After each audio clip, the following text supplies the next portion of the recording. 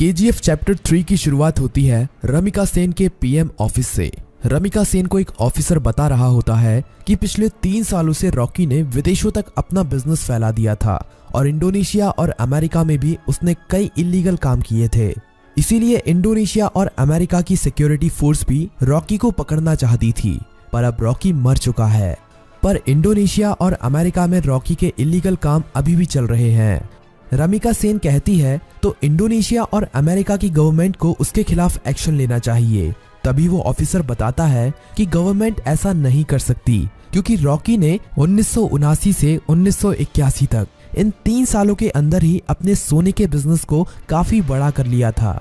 विदेशों में भी हजारों लाखों लोग उसके लिए काम करते हैं और खुद गवर्नमेंट के लोग भी उसके साथ मिले हुए हैं। इसीलिए गवर्नमेंट चाहकर भी उसके खिलाफ एक्शन नहीं ले सकती। फिल्म की कहानी अब फ्लैशबैक में जाती है और हमें रॉकी के जीवन के उन्हीं 3 सालों के बारे में पता चलता है जिसमें उसने अपने साम्राज्य को विदेशों तक फैला दिया था। सभी माइनों पर कब्जा होने के बाद रॉकी ने और कई माइनों की खोज कर ली थी और सभी लोगों को उनकी खुदाई में लगा दिया था। रॉकी ने उन सभी माइनों से तेजी से सोना निकाला और इकट्ठा करता गया और बाहर के बड़े बड़े देशों में एक्सपोर्ट करने लगा। रॉकी को विदेशों से काफी बड़े बड़े ऑर्डर आने लगे जिनको पूरा करने के लिए उसने खुदाई को और तेज करवा दिया था। दूसरी तरफ से उसने माइन की खुदाई के लिए और सोने की खोज के लिए अमेरिका से कई टेक्नोलॉजी मशीन भी मंगाई थी जिससे वो जल्द से जल्द इन सभी माइनों का सोना निकालकर इकट्ठा कर सके। रॉकी ने अगले 1 साल के अंदर इन माइनों से इतना सोना निकाला था जितना कि पिछले 20 सालों में भी नहीं निकाला था। दूसरी तरफ रॉकी ने अपने इलाके को एक इंडस्ट्रियल एरिया बना लिया था और माइन में काम करने वाले लोगों के लिए उसने अच्छे घर, स्कूल, कॉलेज, अस्पताल सब कुछ बना दिए थे। इसीलिए खुदाई करने वाले लोग उसे काफी पसंद करते थे और उसके लिए अपनी जान देने के लिए भी तैयार थे। धीरे धीरे करके रॉकी का साम्राज्य बड़ा ही होता जा रहा था।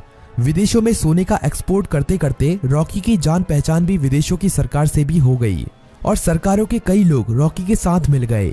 रॉकी कई बार इंडोनेशिया और अमेरिका में भी गया था। वहां पर भी उसने अपने सोने के साम्राज्य को काफी बड़ा कर लिया था। इस साम्राज्य को फैलाने में सरकार के कई लोगों ने उसकी मदद की थी और रॉकी ने एक गैंग अपनी इंडोनेशिया में और एक अमेरिका में भी खड़ी कर ली थी और रॉकी ने इन गैंग के लिए अपना एक एक लीडर भी बना लिया था और रॉकी उन सभी का राजा बन गया था। इस तरह से रॉकी ने अपने साम्राज्य को विदेशों तक फैला दिया था। अब कहानी फ्लैशबैक से बाहर आती है और हमें दिखाया जाता है कि जब रमिका सेन ने भारत में रॉकी के साम्राज्य को खत्म कर दिया था और रॉकी अपना सारा सोना लेकर समुद्र के बीच में चला गया था, वहां पर रॉकी ने इंडियन नेवी को खुद मैसेज करके उसे मारने के लिए कहा था। तब इंडियन नेवी ने रॉकी के शिप पर मिसाइल छोड़कर रॉकी को मार दिया था, पर रॉकी वहां पर मरा नहीं था। रॉकी का सारा सोना उसी समुद्र की गहराइयों में उसी जहाज में दफन है और रॉकी को अमेरिका के सबमरीन ने बचा लिया था। ये सबमरीन अमेरिका के एक बिजनेसमैन की थी जिसे रॉकी ने उन 3 सालों के बीच में अपना पार्टनर बना लिया था। रॉकी अब अमेरिका में सबसे छुपकर रह रहा था और वो महीने में कभी कभी इंडिया भी किसी को फोन करता था कि केजीएफ का क्या हुआ, केजीएफ को ठीक होने में कितना समय लगेगा। अब कहानी इंडिया में शिफ्ट होती है और हमें दिखाया जाता है कि सलार केजीएफ के तबाह होने के बाद केजीएफ को दोबारा से खड़ा कर रहा है और जो लोग बच गए थे उन सभी लोगों के साथ मिलकर रॉकी के साम्राज्य को दोबारा से खड़े करने में लगा हुआ है। सलार ये सभी रमिका सेन से छुपाकर कर रहा है, पर बहुत जल्द रमिका सेन को भी इसके बारे में पता चलने वाला है। धीरे धीरे करके सलार रॉकी के साम्राज्य को दोबारा से खड़ा कर देता है और दोबारा से माइनों में खुदाई शुरू हो जाती है। अब सलार रॉकी को फोन करता है और कहता है, मालिक, हमने आपका साम्राज्य दोबारा से खड़ा कर दिया है।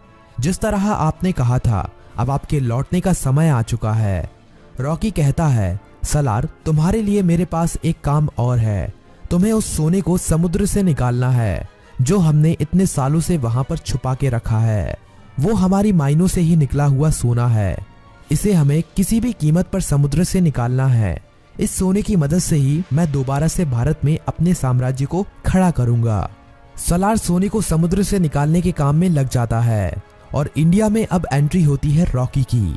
सलार अपने लोगों को कहता है कि मालिक कई सालों के बाद यहाँ पर पधार रहे हैं, उनके स्वागत में कोई भी कमी नहीं रहनी चाहिए। किसी को नहीं पता था कि ये मालिक कौन है। रॉकी अकेला ही अमेरिका से आ रहा होता है। केजीएफ में रॉकी का स्वागत धूमधाम से किया जाता है।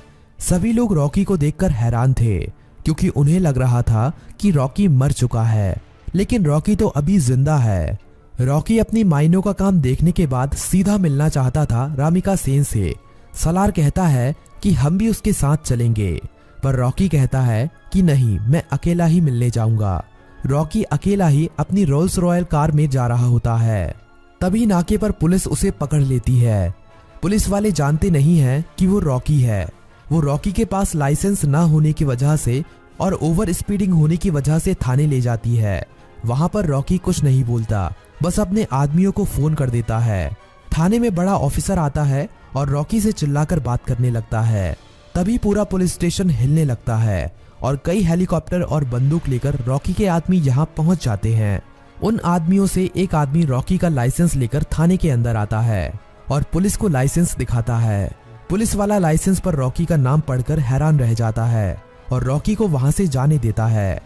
रॉकी अब सीधा रमिका सेन से मिलने के लिए जाता है।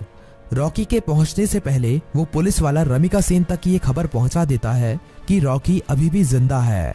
रमिका सेन ये खबर सुनकर हैरान हो जाती है कि अभी तक रॉकी कैसे जिंदा है।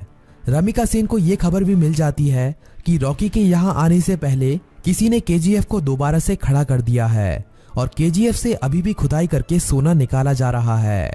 अब पीएम ऑफिस में एंट्री होती है रॉकी की। सभी लोग रॉकी को देखकर हैरान थे। रॉकी सीधा मिलने जाता है रमिका सेन से।